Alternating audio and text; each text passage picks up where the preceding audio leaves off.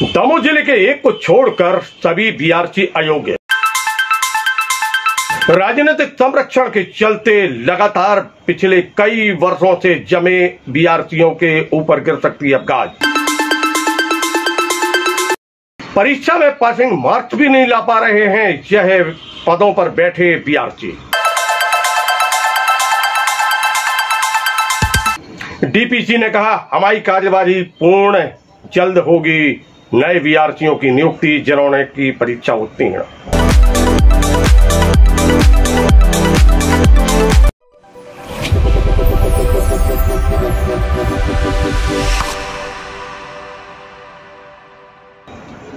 नमस्कार, समाचार विस्तार से। मध्य प्रदेश के दमोह जिले की एक अलग कहानी है और वह कहानी शिक्षा विभाग की भी है। बीआरसी को लेकर यह कहानी है और कहानी नहीं, यह हकीकत है। मध्य प्रदेश के दमोह जिले के एक बीआरसी को छोड़कर सभी बीआरसी अयोग्य हैं, परंतु यह अयोग्य जो बीआरसी हैं, जो दायित्व पर बैठे हुए हैं, बीआरसी का दायित्व निभा रहे हैं, वह कोई एक दो दिन से नहीं, वर्षों से जमे हुए हैं। राजनीतिक संरक्षण प्राप्त है और जिसके चलते उनके विरुद्ध कोई कार्रवाई नहीं होती।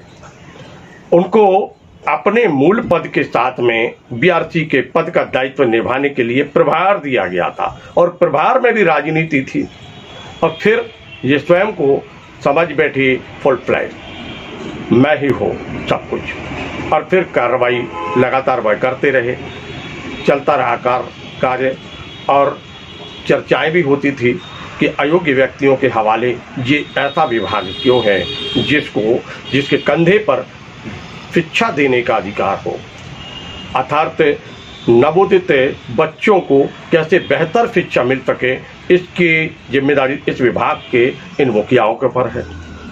परंतु यही अयोग्य हैं, तो फिर आगे क्या हो रहा होगा ये तो सब भगवान ही जाने।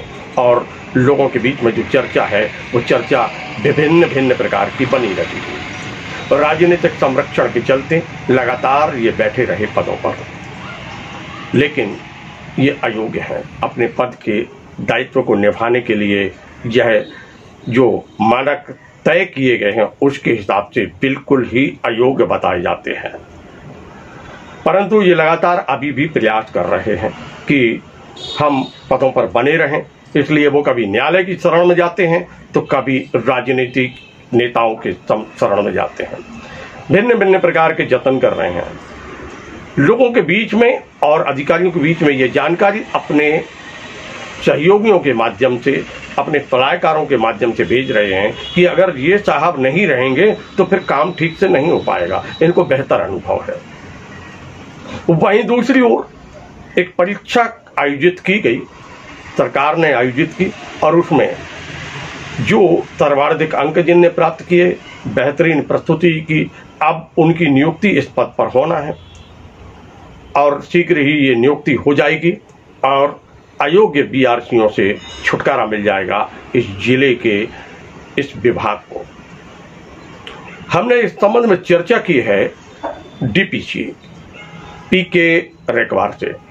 उन्होंने प्रश्नों के उत्तर दिए, शंकाओं का समाधान किया और कहा है कि जल्द ही नियुक्ति होगी उन सभी बीआरसीओं की जो चयनित होकर आए हैं और जो नियम विरुद्ध हैं उनके विरुद्ध गिरेगी गाज, उनके ऊपर गाज गिरने वाली है। क्या कह रहे हैं पीके रेकवार डीपीसी दमोह, आइए सुनते हैं।